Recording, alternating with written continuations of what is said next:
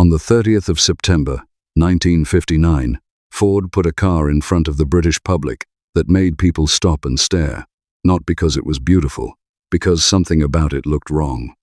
The rear window sloped in the wrong direction. Instead of leaning back and away from the car, like every other window on every other saloon of that era, this one leaned forward, in toward the cabin. Reporters standing in the halls of the Earl's Court Motor Show didn't quite know what to make of it. Some called it bold, others called it a mistake nobody had asked for. This was the Ford Anglia, model number 105E, and within a year, it would become one of the best-selling cars Ford had ever built on British soil. This is the story of how a car that looked broken on purpose ended up breaking sales records, breaking speed records, and decades later, ending up on a cinema screen in front of an entirely new generation. And there's a detail buried in the middle of this story that most people who own one of these cars today still don't fully understand. Let's go back to the beginning, because you need to understand what Britain looked like in the mid-1950s to understand why this car mattered so much. The country was still climbing out of post-war austerity. Rationing was a recent memory for most families, but things were starting to loosen up. Wages were rising. For the first time, ordinary working families had a little disposable income left over at the end of the week, and a lot of them were buying their very first car. Ford saw that shift coming, and they opened a research and development center in Birmingham, right in the heart of British motor country. For the first time, Ford wasn't just shipping over an American design and shrinking it down for European roads. They were building something from the ground up, specifically for British drivers, on British roads, with British wallets in mind. That decision alone was a gamble most manufacturers weren't willing to take. It's easy to look back now and assume Ford always knew what it was doing. They didn't. Setting up a dedicated design and engineering operation just to serve one market meant real money, real risk, and no guarantee the finished car would sell any better than the one it replaced. Plenty of executives in Detroit would have preferred to keep reusing American platforms and just changing the badges. Birmingham was Ford betting that British buyers deserved something built specifically for them, not a leftover. Think about what a car actually meant to a family back then. It wasn't a second vehicle sitting idle in the drive. For a lot of these households, it was the first car anyone in the family had ever owned. It meant Sunday drives to the coast that used to be impossible. It meant a father could take the children somewhere further than a bus route would ever reach. Every decision Ford made on this car, from the engine to the price tag, had to respect the fact that this was often someone's life savings turning into four wheels on the driveway. The car they were replacing, the old Anglia 100E, was tired. It looked like something from a decade earlier, because it basically was. Ford needed something that felt new. Something that made a statement the moment it rolled past you on the pavement. So they gave it a face pulled straight from American design language. A sloping nose. Headlamps pushed forward and outward like they were already leaning into the wind. Sharp, bright work around the grille that caught the light. It looked expensive, even though underneath, it very much was not. And then there was that window. The reverse-rake rear screen wasn't just a styling flourish. It was a genuine engineering decision, and here's the part almost nobody explains properly. By angling that window inward instead of outward, Ford's engineers created more headroom in the back seat, in a car that was small enough to worry about exactly that. It was also marketed as a window that would stay clearer in the rain, since the slope was supposed to shed water differently than a conventional screen. Not everybody bought that explanation. Some drivers complained. Some of the press mocked it outright. It became, in the words of people who lived through it, a talking point then and a talking point now, more than 60 years later. Picture yourself standing on a British street corner in the autumn of 1959. You've seen saloon cars your whole life, and every single one has looked roughly the same from behind. Then this thing rolls past, with a window tilted the wrong way, catching the light at an angle your eyes weren't expecting. Some people would have laughed. Some would have turned around, just to look again. Either way, you weren't going to forget it by the time you got home. That's the part Ford understood, whether by design or by accident, better than almost anyone else building cars in Britain at the time. Here's what nobody tells you about that kind of controversy. It's free advertising. Every person who laughed at that window still remembered the car's name. Every person who defended it became, without meaning to, an unpaid spokesperson for Ford. You can't buy that kind of attention. You can only stumble into it, and Ford stumbled into it in the best possible way. And they weren't the only ones making noise that year. 1959 also gave Britain the Mini, a car with its own radical idea, a wheel pushed out to each corner, and an engine mounted sideways.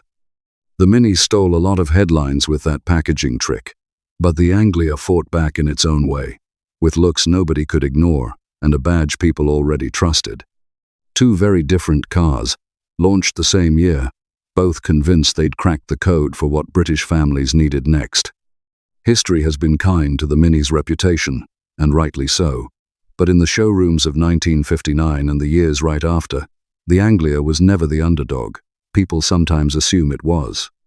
It had Ford's dealer network behind it, Ford's reputation for reliability, and a shape that turned heads for reasons good and bad. Two cars, two philosophies, both fighting for the same buyer standing in the same showroom, trying to decide where their hard-earned money was going to go. Before we go further, if this kind of deep, honest look at the machines that shaped Britain is the sort of thing you enjoy, do yourself a favor and subscribe to this channel. We dig into the real history behind these cars, the numbers, the records, and the small decisions that changed everything, every single week. And if there's a detail here that takes you back, drop it in the comments below. I read every one of them. If this video's doing its job, give it a like, and pass it along to someone who remembers what these looked like the first time around. Now here's where the numbers stop being a rumor and start being proof. In 1960, its first full year of production, Ford's Halewood plant sent out 191,752 Anglias. That wasn't just a good year. That was a production volume record for the entire Ford Motor Company up to that point in its history. A car that critics said looked wrong had just outproduced everything else in Ford's British lineup. Under that controversial skin sat real engineering. The Anglia carried a brand new 997 cubic centimeter engine, the very first of what would become the legendary Kent engine family, a design that would go on to power generations of Fords for decades afterward. It was the first Ford saloon fitted with a 4-speed gearbox, at a time when 3 speeds was still the norm for a car this size and this price. It was the first Ford with electric windscreen wipers.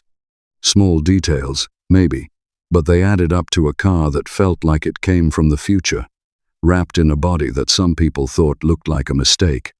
That Kent engine deserves its own moment here, because most people who hear the name today have no idea it started life in this exact car. An over-square design, meaning the bore was wider than the stroke, built to rev freely and breathe well for its size. Engineers and tuners would spend the next several decades finding new ways to squeeze more performance out of that same basic layout, long after the Anglia itself had gone out of production. Somewhere underneath the styling everyone argued about sat a piece of engineering that quietly outlasted the controversy entirely. Front suspension used MacPherson struts, carried over and refined from the previous model, which gave the little Anglia handling that punched well above its price point. When Motor Magazine tested a new Anglia saloon in 1959, they clocked a top speed of 73.8 miles per hour and a 0 to 60 time of 26.9 seconds. Not fast by any modern measure, but respectable and reliable for a working family's first real car. The lineup didn't stay simple for long, either. Ford launched the Anglia with just 2 trims at first, the Standard and the Deluxe, both 2-door saloons. To cover buyers who wanted 4 doors, Ford kept a related model called the Prefect running alongside it, sharing the same engine underneath. Within a couple of years, the range had grown to include a van and an estate car, with an outside coach builder named Kennex even producing a pickup version. By 1962, Ford added the Anglia Super, borrowing a larger 1,198 cubic centimeter engine from the newly launched Cortina, wrapped in 2-tone paint, extra chrome trim, a distinctive side stripe, and for the first time, a heater as standard equipment. The car even crossed the sea. Ford of Italy took the Anglia, and reworked it heavily for European tastes, changing much of the bodywork and flipping that famous rear window so it sloped the more conventional way. They renamed it the Anglia Torino, a strange twist where the very feature that made the British car so recognizable was quietly removed for a different market. It tells you everything about how divisive that window really was. What played as bold and distinctive on British streets apparently didn't translate the same way once it crossed into continental Europe, and Ford's own engineers decided it was easier to simply build a different car than to convince a new audience to love that shape. Meanwhile, back home, the Anglia name was becoming something bigger than a single model. Buyers could choose between the standard and deluxe saloons, an estate for growing families, a van for tradesmen who needed to carry tools rather than passengers, and eventually the sportier super for anyone who wanted a bit more presence on the road. A single badge was now doing the work of an entire showroom. But the lineup was growing, the car was working, and the moment that silenced the critics for good hadn't happened yet. That moment came at a racetrack outside Paris. In 1962, twin brothers Tony and Michael Brooks, along with their team, took a standard Anglia 105E to the Montlhéry circuit, just south of the French capital. And then they didn't stop driving. For 7 days and 7 nights, in shifts, without any real rest for the car itself, they kept that little engine turning, holding an average speed of more than 83 miles per hour for the entire run. Think about what that actually means. A full week, no real brakes for the machine. Constant vibration, constant heat, constant mechanical strain on an engine that critics had dismissed as nothing more than a budget unit bolted into an oddly shaped economy car. Drivers rotating in and out, catching sleep in whatever gap they could find, while the car itself never really got to rest at all. Every lap was another chance for something small to fail, a bearing, a belt, a seal, anything that could end the attempt in an instant. And it didn't just survive the ordeal. It set 6 new world records for cars under 1,000 cubic centimeters. That was the answer to every joke about the window. You can mock the way a car looks. It's a lot harder to mock a car that just drove for a week straight and came out the other side with world records attached to its name.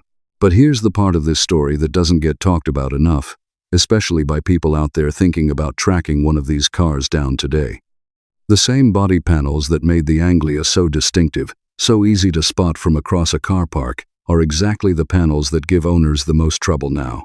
The floor pan, the crossmembers, the sills, the inner flitch panels around the strut tops, the spring hangers, the door pillars, the wheel arches, and front wings. These cars were built in an era before serious rust protection existed, and more than 6 decades of damp British weather has taken its toll on the vast majority of surviving examples. A huge share of the roughly 1 million Anglias that Ford built were quietly lost to rust, long before anyone thought to start calling them classics. There were even attempts to reshape the car further while it was still in production. A coach builder called Friary was commissioned to convert the Anglia into a proper estate car, extending the roofline into a sloped fastback shape. The very first version leaked around the new rear side window, so within a year Ford went back to the original glass and simply extended the panel behind it instead. Small, frustrating problems like that were part of daily life with these cars, even for the people who loved them. So if you're the kind of person who's been dreaming about tracking one down for your own garage, that's the real cost hiding behind the romance. It's not just the purchase price. It's what's hiding under the paint, and underneath the arches, and inside every sill you can't see from the outside. For a lot of you watching this, none of that will come as news. Some of you learned to drive in one of these. Some of you remember sitting in the back seat as a child, staring up through that strange slanted glass, not understanding why it looked different from every other car parked on the street, only knowing that it was yours, and that felt like enough. Cars like this don't just move people from one place to another. They end up carrying entire chapters of a family's life without anyone planning for it to happen that way. Sales of the 2-door Anglia eventually cooled toward the middle of the decade, as the newer Cortina pulled buyers up and out of the range, often backed by heavier factory discounts.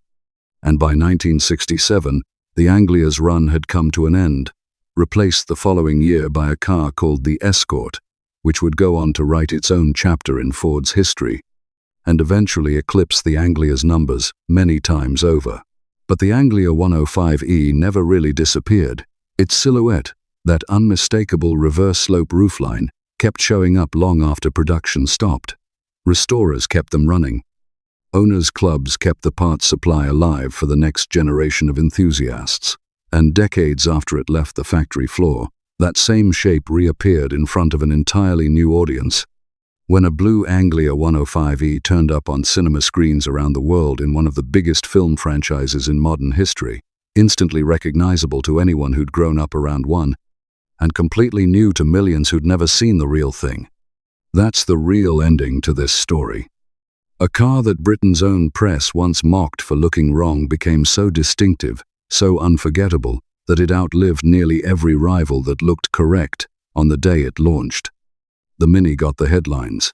The Cortina got the bigger sales figures down the line, but nothing else from that era has quite the same silhouette burned into the memory of anyone who lived alongside one. And that's really the strange gift buried inside this whole story.